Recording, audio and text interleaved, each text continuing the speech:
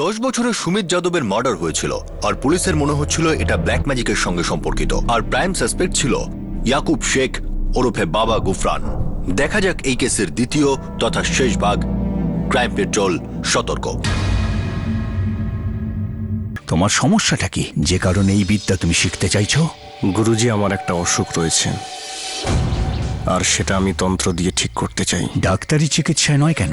এই অসুখের চিকিৎসা নেই ওনাদের কাছে, আর এই অসুখের কথা আমি আমার পরিবারকেও জানাতে চাই না। তোমার এইডস আছে?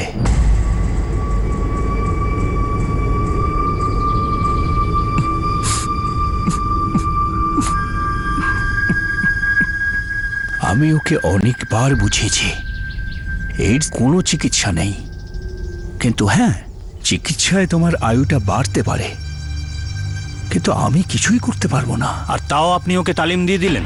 ওকে শিষ্য হিসেবে স্বীকার করেছি যে। আপনি এই যা কিছুই ওকে শেখান না কেন, তার মধ্যে কি বলি সামিল? অবশ্যই না, সেটা তো কালা জাদু, অপরাধ, সেটা তো পাপ। এই অপরাধ, এই পাপ হয়ে তো গেছেই বাবা, আর আমাদের পুরো বিশ্বাস যে ইয়াকুবের পিছনে আছে। আমি ঈশ্বরের কাছে প্রার্থনা করব যে ও যেন তাড়াতাড়ি ধরা পড়ে যায়, আর আমার কাছে যা সাহায্য আপনি চান আমাকে বলুন।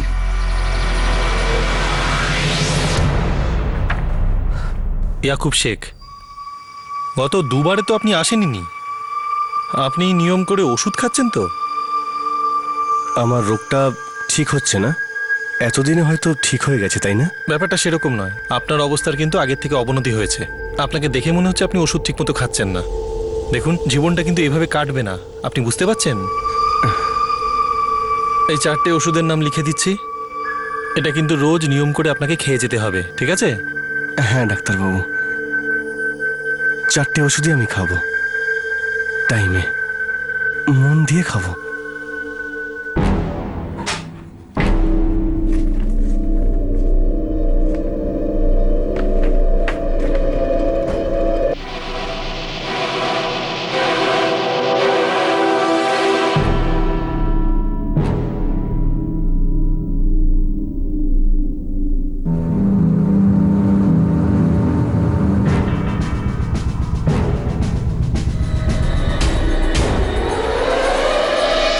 কালো জাদু করে এইডসের চিকিৎসা প্রথমবার শুনছি। দেখো, জাদু কালো হোক, সাদা হোক, লাল হোক বা যে কোনো রঙের হোক, সত্যি তো এটাই যে এই জাদু টাদু সব মিথ্যে। এটা এমন একটা মিথ্যে যেটা যারা ভয় পায় তাদের খুব চমৎকার লাগে। স্যার, কিন্তু এতগুলো লোক ওই বাবার কাছে যায় কেন? চমৎকার করার প্রতিশ্রুতি দেয় কি করে? প্লাসিবো এফেক্ট বলতে পারো এটাকে। বিনা রোগের কারণে কাউকে যদি ওষুধ খাওয়াও, তাহলে সে ভাববে যে তার শরীরে ওষুধ যাচ্ছে। এই অনুভূতিতেই সে অনেক সময় ঠিক হয়ে যায়, অনেক সময় সম্পূর্ণ। পুরো ব্যাপারটাই না বুদ্ধির খেলা। স্যার, কিন্তু এই খেলাতে সুমিত যাদবকে সত্যিই ঠকানো হয়েছে। ছুরি তরমুজের উপর পড়েছে না তরমুজ ছুরির উপর, কেটে তো তরমুজেরই গেছে। আর এটা তো প্রথম কেস নয় যেখানে বাচ্চা তান্ত্রিকের শিকার হয়নি। আর দুঃখের বিষয় এটাই যে এটাই শেষ কেস হবে না।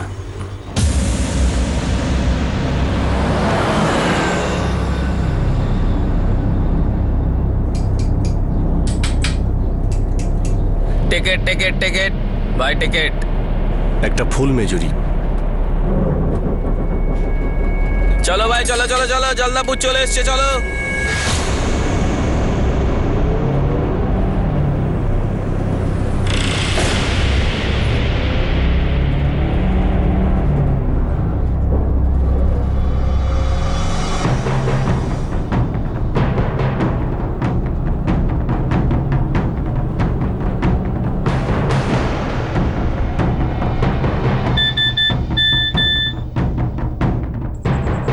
স্যার, সন্তোষ এটা পাঠিয়েছে। এই হলো সেই ইয়াকুব।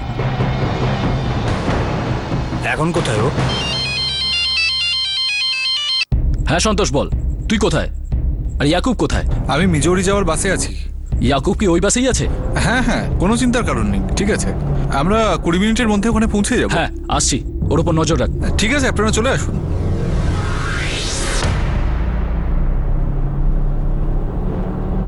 স্যার, 20 মিনিটের মধ্যে ইয়াকুব বাস থেকে নামবে। তাড়াতাড়ি চলো। পুলিশের সময় মতো পৌঁছানো খুব দরকারি ছিল, কিন্তু ইয়াকুব কি কিছু আন্দাজ করতে পেরেছিল? আগে না, আমরা এখানে মোটেই কোনো দৈব শক্তির বিষয়ে আলোচনা করছি না। আমরা আলোচনা করছি ধূর্ত ক্রিমিনালদের সেই অ্যালার্ট ইনটিউশনের কথা, যেটা অভিজ্ঞতার সঙ্গে আরো গভীর হয়ে যায়।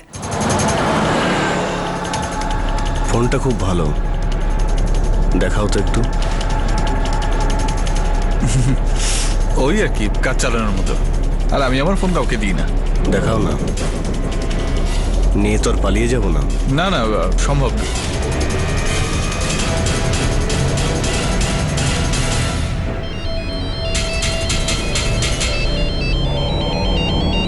এই, কানে কম শোনো নাকি? ফোনটা তোলো। হ্যালো। সব ঠিক আছে? তোর সামনেই আছে? হ্যাঁ হ্যাঁ, ঠিক আছে। এই তো রিংফুডের ওপর দিয়ে যাচ্ছি, আর 5 মিনিটের মধ্যে মিজোরি আমরা পৌঁছে যাব। ঠিক আছে, আমরা আসছি। কার সঙ্গে কথা বলছো? কার সঙ্গে কথা বলছিলে? তাতে আপনার কি? তুমি আমাকে নিয়ে এত কিছু ভাবছো, আর আমি ভাববো না? বুঝতে পারছেন আপনি কি বলছেন? আমি তো আপনাকে চিনিও না। কিন্তু আমি চিনে গেছি, আর বুঝেও গেছি। হাসপাতাল থেকে আমাকে অনুসরণ করছো না? কার সঙ্গে কথা বলছো? কাউকে আমার খবর দিচ্ছ না? কাকে? পুলিশকে? আপনি আপনি জানলেন কি করে? আমি সব জানি, আর তুইও জানতে পেরে যাবি যে আমার মধ্যে কতটা শক্তি রয়েছে। আস্তে আস্তে সব বুঝতে পারবি। হ্যাঁ, একটু কষ্ট হবে, তারপর আস্তে আস্তে সব ঠিক হয়ে যাবে। এই গোফরান লোকটা কেমন জিনিস। রিনপুর রিনপুর।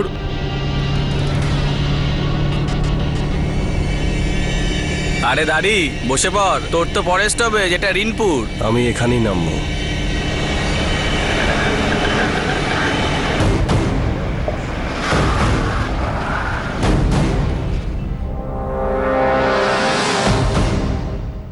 ইয়াকুব শেখ, তোমার খেলা শেষ। নিয়ে চলো একে। চল।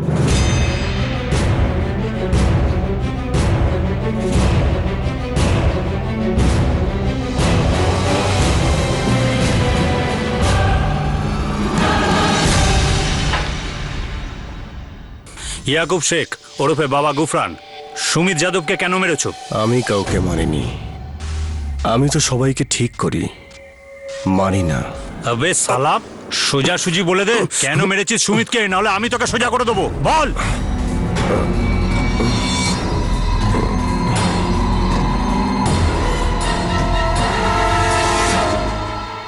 ইয়াকুব শেখের এইডস ছিল, আর তার এই রকম অবস্থায় পুলিশও তার উপর বেশি চাপ দিতে পারছিল না।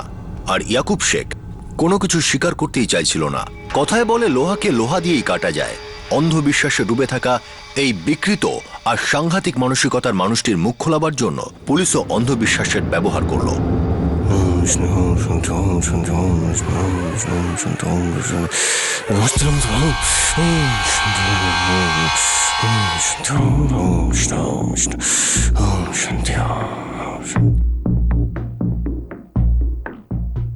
স্যার,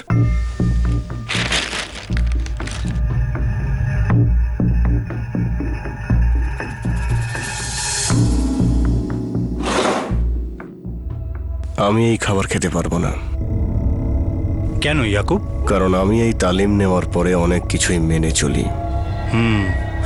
আচ্ছা ইয়াকুব, আমরা শুনেছি যারা জাদুটোনা করে তারা চামড়ার বাসনে নাকি একদমই জল খায় না, সত্যি? একদম ঠিক শুনেছেন আপনি। ওটাতে করে জল খাওয়া তো অনেক দূরের কথা, ওর এক ফোঁটা জলও যেন আমার গায়ে না পড়ে। কেন? তাতে কি হয়? সমস্ত শক্তি চলে যায়। তারপর তারপর কি হয়? তারপর কি হয় ইয়াকুব? মনে করো এই চামড়ার থলি থেকে তুমি জল খেয়ে নিয়েছো, হয়তো ভুল করে। ধরো জল তোমার উপর পড়ে গেছে। এই দূরে রাখুন ওটাকে। কোথা থেকে পেলেন এটা? এটাকে আমাদের খাকি জাদু বলতে পারো। এবার বল সুমিত যাদবকে কেন মেরেছিস? দূরে রাখুন, খুলবেন না। এবার তুই তোর মুখটা খুলে দে আর বলে দে সুমিত যাদবকে কেন আর কিভাবে মারলি। খুলবেন না, খুলবেন না। না না, বলছি বলছি বলছি। 1 মাস আগের অমাবস্যার রাতে আমি সাধনায় ছিলাম।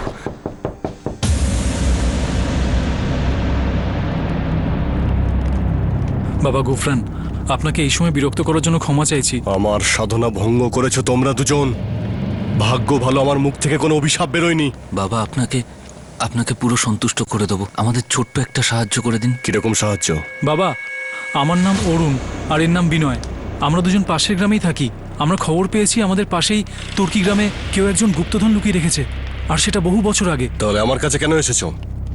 তোমাদের গ্রামে তো পাটকার বাবা থাকে, তাই না? ওনার সাধনা হয়তো অনেক শক্তি আছে, ওখানে যাও। উনিই তো আপনার কাছে পাঠিয়েছেন বাবা গোফরান। বাবা পাটকার আপনার সঙ্গে দেখা করতে চান। একজন আসল তান্ত্রিকই অন্য তান্ত্রিকের শক্তি সম্পর্কে জানতে পারে। যখন আমরা দুজন এক হলাম তখন পুরো গ্রাম এমন আলোকিত হলো যে আপনাকে কি বলবো। আমাকে শুধু এইটুকুই বল যে একটা 10 বছরের বাচ্চাকে কেন আর কিভাবে মারলি। দেখো বাবা, বাচ্চাটা যেন 10-11 বছরের হয়, আর মনে রেখো মুখের ওপর যেন কোনো দাগ না থাকে।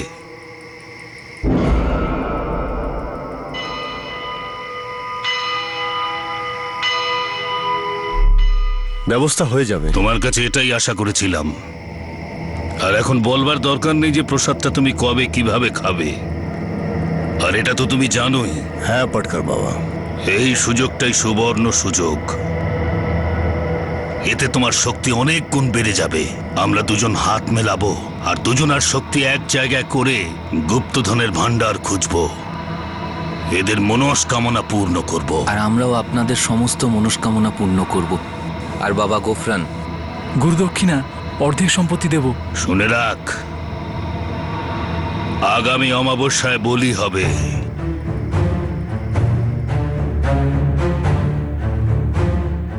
সুরেন্দ্র আর ওর পরিবার আমাকে খুব সম্মান করত, আর ওর ছেলে সমিত। আমি অনেকবার ওর সঙ্গে দেখা করেছি। অন্য বাচ্চাদের মতো ও আমাকে খুব পছন্দ করত।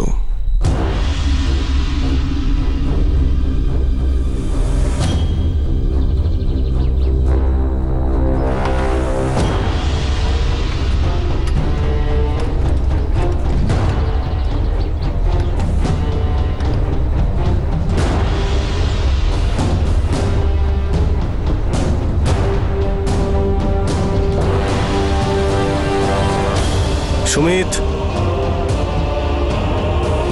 এদিকে এসো।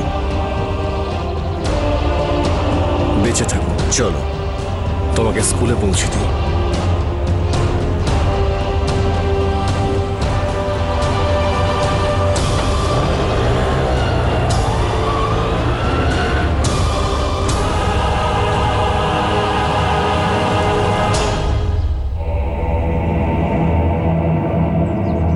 বাবা গোফরান, তুমি আমাকে এখানে কেন নিয়ে এলে? মা বাবা এখানে আসবে?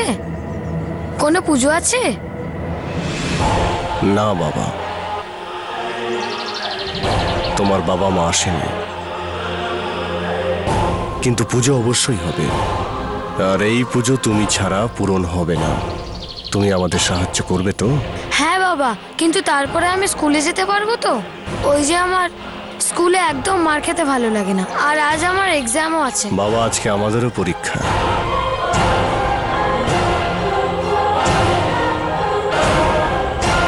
বাবা, না বাবা, বাবা, মা। ইয়াকুব, তোর সত্যিই মনে হয় যে এই বলি চড়ালে বা প্রসাদ নিলে দুনিয়ায় যা কিছু পাল্টে যায়, গুপ্তধন পাওয়া যায়? বেঁচে আছি 4 বছর ধরে, আর তাও কোনো ওষুধ না খেয়ে।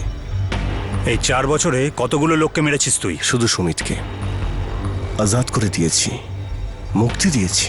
সালা, আমার হাতে যদি তুই থাকতিস না, তাহলে তোকে আগে মুক্তি দিয়ে দিতাম। সরল আর নিষ্পাপ শিশুদের প্রাণ নিয়েছিস, তোর কি একদমই আফসোস হয় না? আফসোস হয়েছিল 4 বছর আগে, কারণ আমি নিরপরাধ ছিলাম। পরিস্থিতি করেছে এইসব। পরিস্থিতি এর জন্য দায়ী।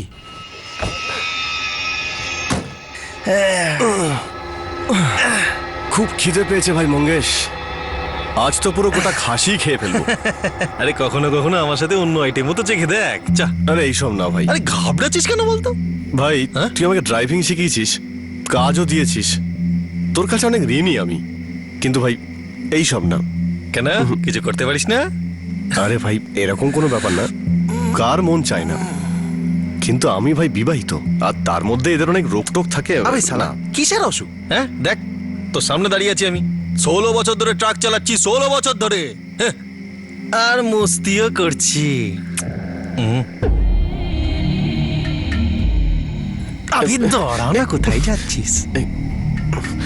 আমি চল না চল। আরে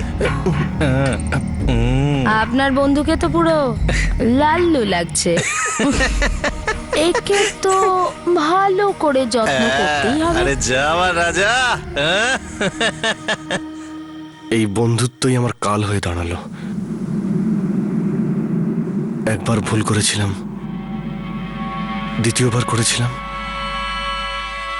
আর বারবার এই ভুল আমি করেই যাচ্ছিলাম। এই রোগটা যে আমার কখন হলো আমি বুঝতেই পারিনি।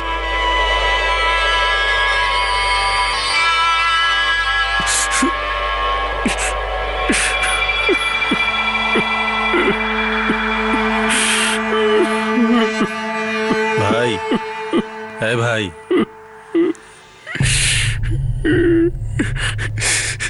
বউকে আমি কি বলবো, পাড়ায় আমি কি করে মুখ দেখাবো? আরে সেসব পরের কথা, আগে ভাব সুস্থ হবি কি করে। এটা এইডস মঙ্গেশ, ঠিক হয় না এটা, কিন্তু ডাক্তাররা বলেছে সারা জীবন ধরে ওষুধ খেতে হবে। আরে এটা কোনো জীবন নাকি? বউয়ের থেকেও দূরে থাকতে হবে তোকে। দেখ আমি সত্যি বলছি, এইসব ওষুধ টষুধে কিচ্ছু হবার নয়। এখন তোকে একমাত্র একজন বাবা বাঁচাতে পারে।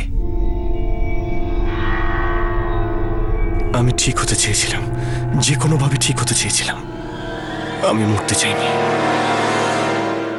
এইচআইভি ভাইরাস বা অসুখের বিষয়ে আমরা কোনো সামাজিক বা নৈতিক মন্তব্য করতে চাই না, বিশেষত এই কেসের ক্ষেত্রে। কিন্তু ইয়াকুব শেখের এইডস হওয়ার পর তার মাথায় যেরকম বিকৃত স্বার্থ জেগে উঠেছিল, তার সঙ্গে এই কেসের স্পষ্ট সম্পর্ক আছে। এই বিকৃতির ভাইরাস হয়তো তার মনে আগের থেকেই ছিল, যা এই অসুখটা হওয়ার পর প্রকাশ্যে চলে আসে। কিন্তু এই শক্তি আমাকে বাঁচিয়ে রেখেছিল, না হলে কোনো ওষুধই কিন্তু আমাকে বাঁচাতে পারতো না। তুই কখনো মরতে চাসনি, তোর স্ত্রীকেও ওই রোগের ভাগ দিবি না, পরিবারের উপর তো তোর খুব চিন্তা ছিল। তাহলে ওই বাচ্চা সুমিতের বেলা কি হলো? ওকে মারার আগে একবারও তুই ভাবলি না? না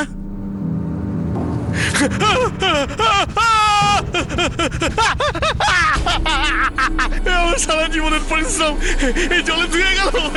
পরিশ্রম শালা, তোর মতো বিশ্বাসঘাতক আর শয়তান লোক মানুষকে শুধু ঠকানোর জন্য পরিশ্রম করে। আসল মেহনত তো সুমিতের মা বাবা করেছে, নিজেদের রক্ত জল করে রোজগার করে আনছে যাতে পড়াশোনা করিয়ে সুমিতকে বড় করা যায়। কিন্তু দেখিস, যেদিন এই দেশের সব বাচ্চা পড়াশোনা করবে না, তোদের মতো এই ভণ্ডদের উপর পাহাড় ভেঙে পড়বে, একদম শেষ হয়ে যাবি তুই আর তোদের নানা রঙের এই জাদুটোনা।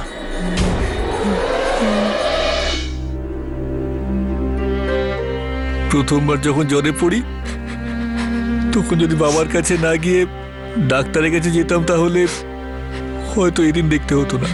আমি বলেছিলাম না কোনো বাবার কাছে যাওয়ার দরকার নেই। ভুল হয়ে গেছে। আর যা কিছু হোক, আর কোনো বাবার কাছে যাব না।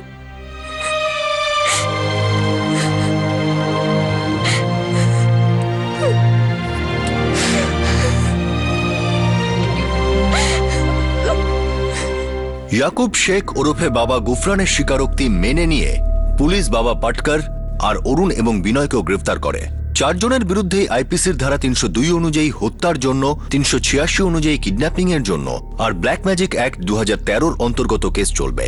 4 জনই এই মুহূর্তে জুডিশিয়াল কাস্টাডিতে আছে। পরিসংখ্যান বলছে যে আমাদের দেশ, ভারতবর্ষের ইকোনমি পৃথিবীতে সবচেয়ে দ্রুত গতিতে এগিয়ে চলেছে। পরিসংখ্যান এটাও বলে যে পৃথিবীতে সব থেকে বেশি অশিক্ষিত লোক আমাদের দেশেই থাকে, যেখানে প্রতি 4 জনে 1 জন ভারতবাসী রাতে না খেয়ে ঘুমোয়। খিদে নিজেই একটা রাক্ষস হয়ে মানুষের বিবেক আর তার বেসিক কমন সেন্স দুটোকেই গিলে ফেলে। আর এমন এক জানোয়ারের জন্ম দেয় যে সেই খিদের গোলাম হয়ে যায়। এই খিদে শুধুমাত্র রুটির জন্য নয়, এই খিদেটা হয় শর্টকাট দ্বারা কখনো শান্তি পাওয়ার জন্য বা কখনো সাফল্য। যোগ্যতার সুযোগের অভাবে এই খিদেটা পুরো পরিবেশে কখনো নিরাশা আর অস্থিরতা সৃষ্টি করে। আর এই পাকের মধ্যে থেকে ফোনা তুলে দাঁড়ায় অন্ধবিশ্বাসের সওদাগররা, যারা ক্লান্ত বিধ্বস্ত মানুষকে চমৎকার হওয়ার লোভ দেখায়, যারা নিজেদেরকে দাবি করে সেই সিম কার্ড বলে, যারা নাকি সরাসরি ঈশ্বরের সঙ্গে লাইন জুড়তে পারে, কিন্তু এরা আসলে কিছুই জোড়ে না, শুধুমাত্র ভেঙে পড়া মানুষদের আরো ভেঙে দেয় আর তাদের উপর বিকারগ্রস্ততা প্রয়োগ করে। এই কেসটা এখানেই শেষ হচ্ছে, কিন্তু আমাদের আজকের এপিসোডের দ্বিতীয় কেসটাও অন্ধভক্তির থেকে জন্ম নেওয়া অপরাধের। কালা জাদু করা বা অশরীরী শক্তিকে নিজের বশে আনার আকাঙ্ক্ষায় অনেক মানুষই সাধনা করে, আর প্রায়শই প্রত্যেকবারই এই সাধনার মূল্য দিতে হয় অন্য কোনো ব্যক্তিকে। কিন্তু এই কেসটা একটু আলাদা ছিল।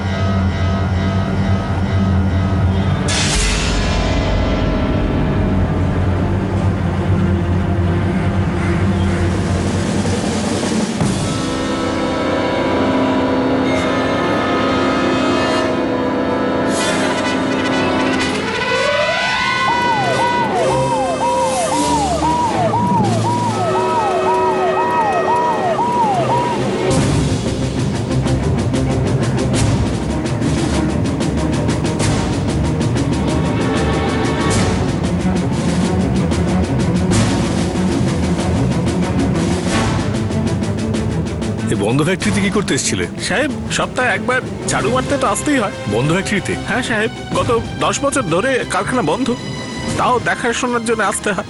দেখে ভিকটিমের ব্যাপারে আর কিছু জানতে পারলে? না স্যার, মুখটা পুরো থেঁতলে দেওয়া হয়েছে। পকেট থেকে কিছু ধূপকাঠি পাওয়া গেছে আর হাতেই আটার গোলা। আরেকটা গোলা ওখানে ঝাড় দেওয়ার সময় পাওয়া গেছে। ধূপকাঠি আর আটা মাখা। পকেটে আর কিছু ছিল? না স্যার, কিন্তু ওর হাতে কিশোর গুপ্তা লেখা রয়েছে। এর সম্বন্ধে কিছু শুনেছো? কিশোর গুপ্তা? আমি শুনেছি স্যার। স্যার, আমার বউয়ের বাপের বাড়ি এই পাশের গ্রামে, কিম্বরে গ্রাম। ওখানে একজন মুদি দোকানদার ছিল, ওর নাম কিশোর গুপ্তা ছিল। বলুন দাদা, দাড়ি কাটার ব্লেড পাওয়া যাবে? অবশ্যই। গুপ্তাবাবু, সিঙ্গেল ইউজ করার মতন দিন। আপনার নজর তো দারুণ দেখছি, হাতে লেখা নামটাও দেখে নিয়েছেন আপনি হাবিলদার বাবু। আরে, আমার থেকে আপনার নজর বেশি ভালো গুপ্তাবাবু। আজ তো আমি ড্রেসও পরিনি, তাহলে আপনি বুঝলেন কি করে আমি পুলিশে আছি? আপনি বলদেব বাবুর জামাই, তার মানে এই গ্রামের জামাই বাবু আপনি। আর আমাকে তো সবকিছু খবর রাখতেই হয়, তাই না? আমার কাজটাই তো সেরকম, কি বলেন? স্যার, এই কিশোর গুপ্তা খুব খোশমেজাজ মনের মানুষ ছিল।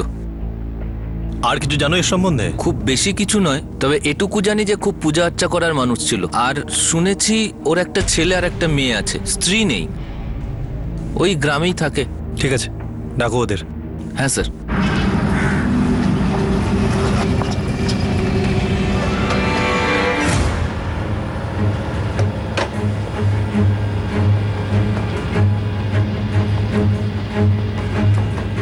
এই মুদিখানার দোকানটা বন্ধ কেন? মুদিখানার দোকান ছিল সাহেব, শেষ 2 বছর ধরে বন্ধ। তো এর মালিক কিশোর গুপ্তা এখন কি করে? জানি না সাহেব, কিশোর গুপ্তা তো 2 বছর আগে এই দোকান বিক্রি করে দিয়েছিলেন। বাড়ি কোথায় ওর? সাহেব, ওনার বাড়ি ওকে জিজ্ঞেস করুন। অজয় সাহেব, এ হলো কিশোর গুপ্তার ভাইপো অজয়, ও হয়তো জানবে ওনার বাড়ি কোথায়। কিশোর গুপ্তার ভাইপো তুমি? হ্যাঁ স্যার, ওর একটা ছেলে আর একটা মেয়েও আছে না? হ্যাঁ স্যার আছে। কি হয়েছে? দুজনকেই ডাকো।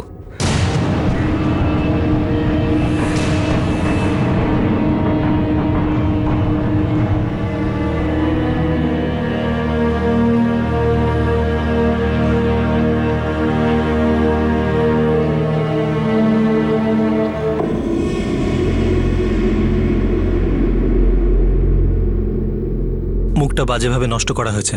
হাতে লেখা নামটা দেখে আপনারা চেনার চেষ্টা করুন।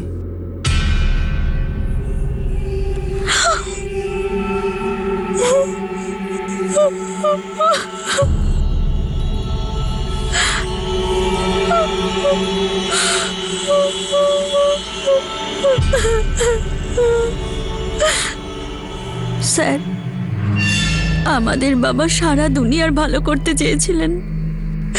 আপনি যাকে ইচ্ছে জিজ্ঞেস করুন, সবাইকে সাহায্য করতেন। হ্যাঁ স্যার, আমার শ্বশুরের সঙ্গে কারোর কোনো শত্রুতা হতেই পারে না। মনোজ, হ্যাঁ স্যার। তুমি কাউকে সন্দেহ করো? তোমরা তো একসাথে থাকতে। ওনার টাকা নিয়ে কারোর সাথে কোনো ঝামেলা? না স্যার, সব কিছু ঠিকঠাকই চলছিল। দেখো, পোস্টমর্টম রিপোর্ট আসার পরেই তোমরা ওনার অন্তিম সৎকার করতে পারবে। আপাতত যেতে পারো, প্রয়োজন হলে আবার ডাকবো। ঠিক আছে স্যার।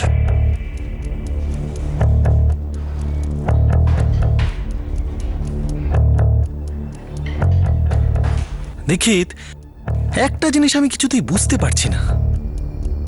কোনো মানুষ পকেটে ধূপকাঠি আর হাতে আটার গোলা নিয়ে কেন ঘুরে বেড়াবে? স্যার, লাশ মোটামুটি 4-5 দিনের পুরনো। তার মানে লোকটাও 4-5 দিন বাড়ি ফেরেনি। ওর বাড়ি লোকেরা কোনো অভিযোগ করেনি? কি ব্যাপার, কিছু বলবে?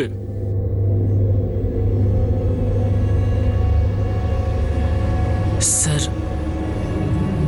ওই আপনারা শত্রুর কথা জিজ্ঞাসা করছিলেন না? কিছু মনে পড়লো তোমার? স্যার, আমাদের একজন প্রতিবেশী আছেন, তেজপাল। পুরো নাম তেজপাল কুশওয়া। ওনার ওপর কেন সন্দেহ? উনি প্রায় দিনই বাবার সাথে গন্ডগোল করতেন। পুজো পুজো পুজো, এটা পুজো নয়, এটা পাগলামি। রাত 1টা বাজে। আমার মেজাজ কিন্তু খারাপ করে দিচ্ছিস তুই। খুব খারাপ হবে। তুই কিন্তু একদম শেষ হয়ে যাবি। আরে আর কি খারাপ হবে আমার? রাতের ঘুম তো তুমি আমার এমনিতেই বরবাদ করে দিয়েছো। মনোজ কোনো মাথার ডাক্তার দেখা তোর বাবাকে। পাগল হয়ে গেছে ও।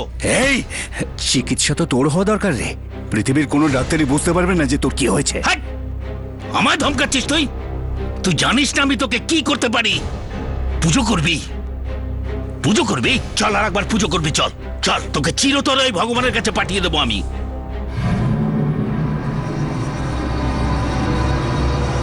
তার পরের দিনই বাবা বাড়ি থেকে বেরিয়ে যান। আর তারপর আজ আমরা ওনার খবর পেলাম। কতদিন আগের কথা এটা? প্রায় ধরুন 5 দিন আগে। মনোজ, গত 5 দিন ধরে তোমার বাবা বাড়ি ফেরেননি। তুমি মিসিং কমপ্লেন কেন লেখাওনি? স্যার, আমার বাবা খুবই ধার্মিক প্রকৃতির মানুষ। উনি প্রায়ই এদিক ওদিক চলে যেতেন, কখনো জঙ্গল, কখনো তীর্থযাত্রা, আর সবসময় ফিরেও চলে আসতেন। তাই আমি ভেবেছিলাম সবসময়ের মতো ফিরে আসবেন, সেই জন্য আমি কোনো কমপ্লেন করিনি। ঠিক আছে, আমরা এই তেজপালকে জিজ্ঞাসাবাদ করব। তুমি এখন যেতে পারো। আচ্ছা মনোজ, হ্যাঁ, তোমার বাবা রাত 1টা নাগাদ জোরে জোরে যখন পুজো করত, তখন তুমি ঘুমাতে কি করে? তোমার কষ্ট হতো না? স্যার, অনেক সময় কষ্টটা সহ্য হয়ে যায়, কিন্তু জানি না এই নীরবতার মধ্যে কিভাবে শোব। স্যার, পোস্টমর্টম রিপোর্ট পাওয়া গেছে। মৃত্যু মোটামুটি 5 দিন আগে হয়েছে। গলা টিপে খুন করা হয়েছে। তারপর পাথর দিয়ে মুখ থাকলানো হয়, যাতে ভিকটিমকে কেউ চিনতে না পারে, তার সাথে খুনিকেও। শোনো, এই তেজপাল বাবুকে একবার ডাকো। মধ্যবয়স্ক কিশোর গুপ্তা মাঝরাত পর্যন্ত পুজো অর্চনা করতেন। 1-8 সপ্তাহের জন্য বাড়ি থেকে গায়েব হয়ে যেতেন, যার মুদিখানার দোকান গত 2 বছর ধরে বন্ধ ছিল, আর যার লাশের হাতের মধ্যে আটার দলা আর পকেটে ধূপকাঠি পাওয়া গিয়েছিল। এই ব্যক্তিটিকে তো এমনি কোনো সাধারণ মানুষ বলা যায় না। আর এটাও ঠিক যে এই মার্ডারটাও কোনো সাধারণ মার্ডার ছিল না। পুলিশের প্রথম সাসপেক্ট ছিল তারই এক প্রতিবেশী, যে কিশোর গুপ্তার পুজো অর্চনার জন্য খুবই হয়রান ছিল, তেজপাল কুশওয়া।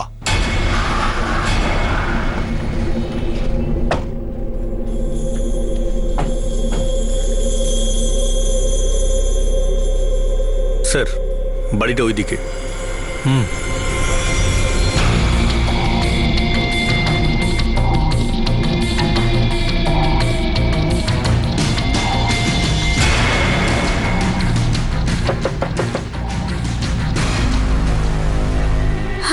বলুন।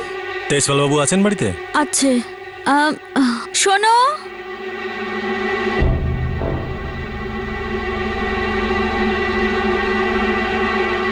আগে এই আমার পত্নী দর্শনা, আমরা এই পাশের ফ্যাক্টরিতে খাবার সাপ্লাই করি। সেই ফ্যাক্টরি যেটা গত 10 বছর ধরে বন্ধ, আর যেখান থেকে আপনার প্রতিবেশী কিশোর গুপ্তার লাশ পাওয়া গেছে। আগে কিশোরের মার্ডারের ব্যাপারে আমিও শুনেছি। আপনি তো ওনার গলা রাত্রি 1টার সময় শুনতেনও, সহ্যও করতেন। আগে প্রবলেম তো খুবই হতো। কবচং বহুধা গীতং গহরণাং দেব ভৈরব ইদানিং শ্রোতুমিচ্ছামি সন্ন কবচমুত্তমম সর্বতন্ত্রেষু দেবেশি কবিতং পরমতুত্তমং কবচং দুর্লভং লোকে তব স্নেহং সন্ন কবচং বহুধা গীতং ইদানিং শ্রোতুমিচ্ছামি। ইচ্ছে করছে যে বলিশটা নিয়ে গিয়ে না ওর মুখের মধ্যে চেপে ধরি আমি। আচ্ছা তুমিও তো কিছু বলো না ওকে, আর কিছু করোও না, শুধু ঘুমিয়ে থাকো। আরে আমাকে তো 4টের সময় উঠতে হবে, আটা মাখতে হবে।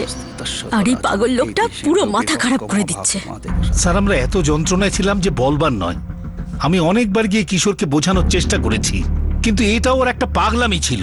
5 দিন আগে 19শে সেপ্টেম্বরের রাতে আপনি কোথায় ছিলেন? 19 হ্যাঁ স্যার, 19শে সেপ্টেম্বর তো আমরা আমাদের এক আত্মীয়র বিয়েতে ভূপাল গিয়েছিলাম। 19 তারিখ রাতে যে আপনি সেখানে ছিলেন, এই ব্যাপারে কোনো প্রমাণ আছে? আগে নিশ্চয়ই, কিন্তু স্যার আপনারা আমাকে সন্দেহ করছেন না তো? করছি না। হয়ে গেছে তেজপাল বাবু। সন্দেহ করার লোক তো উনিই ছিলেন স্যার। ওনার মাথা ঠিক ছিল না, আর চরিত্রও।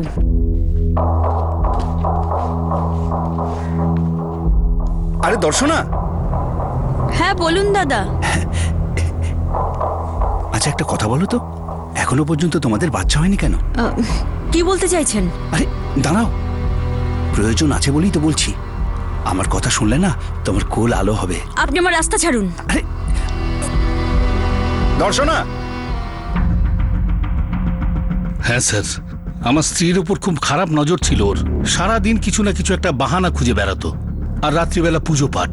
জীবন অতিষ্ঠ করে তুলেছিল আমাদের। আপনাদের দুজনের ফোন নাম্বার আমাদের দিন। আগে হ্যাঁ নিয়ে নিন।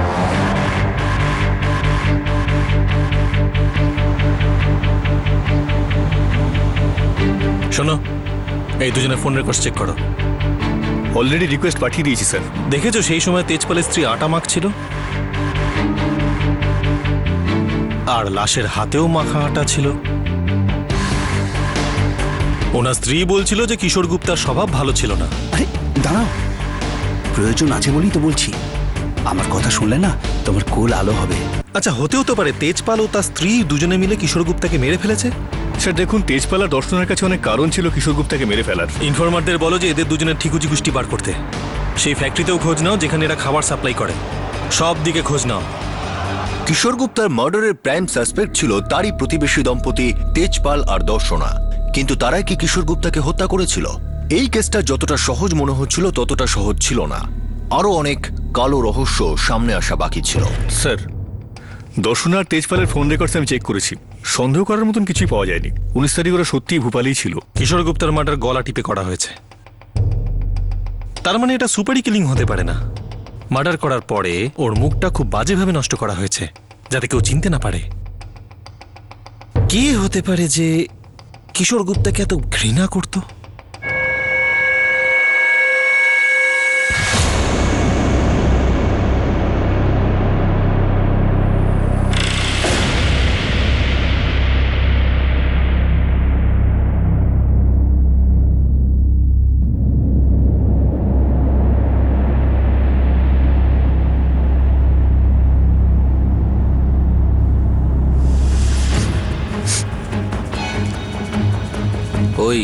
ওই যে ছেলেটা আছে না, যাকে জড়িয়ে ধরে মনোজ কাঁদছে, কে ও? হ্যাঁ স্যার, ও নীরজ, আমার পিসির ছেলে। ও আর মনোজ একসাথেই ফ্যাক্টরিতে কাজ করে।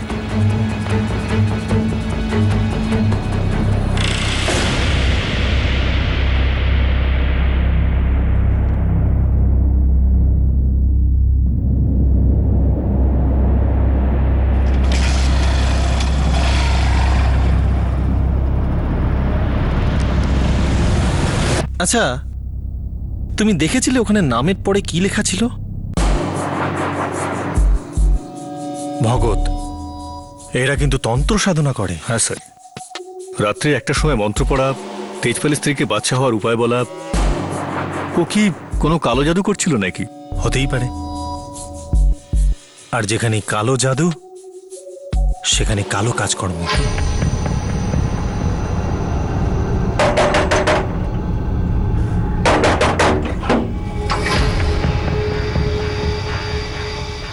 মনোজ, তেজপাল তোমার বাবাকে মারেননি।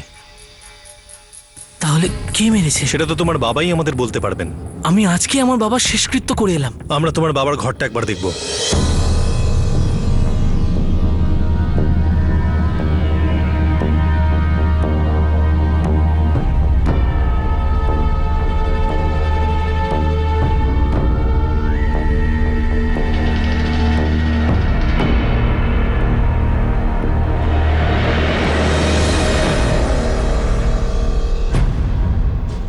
এসব কি? স্যার, আপনাদের তো বলেইছিলাম যে বাবা একটু পূজা আর্চা করতো। কিরকম পুজো? কার পুজো? ওনার শক্তির দরকার ছিল। শক্তি? কিরম শক্তি? সেই শক্তি যেটা মানুষের কাছে থাকেই না, এমন শক্তি যেটা দিয়ে যা খুশি করা যেতে পারে আর যা খুশি করানোও যেতে পারে। ভৌত প্রেত পিশাচ দৈতেভ্যা পিণ্ড তদা গৌরবে চান্দ মৃত্যু কালসূত্রে তস্যামীয়ং পিণ্ডম অনেক ঘাতুম তেষা ইমং পিণ্ডম তত্তহং মনির জাতম নিতং দংসং নিয়োছিপত্রম ঘোরে পুণ্যবাকে তেষা মৃগ নরকিশু সমস্ত তেষা পশুজনী তথা অথবা কৃষ্ণ বিষ্ণু জাতম তেষামি। স্যার, আমার বাবা তান্ত্রিক ছিলেন।